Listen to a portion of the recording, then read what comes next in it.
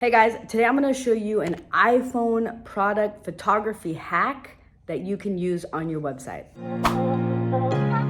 So the first thing that you need to do is download a photo of the picture you want to use as your background and put it on your laptop.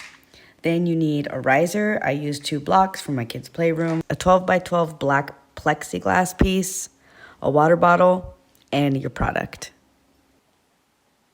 Now you're going to set the risers on your laptop.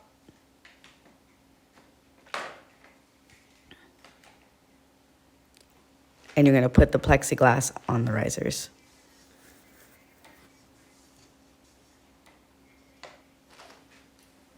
Next, you're going to spray the plexiglass with the water bottle.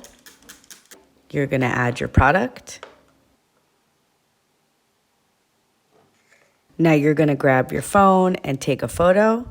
The settings are on this video. And here's your photo. This is the before, and add a photo filter, and this is the after.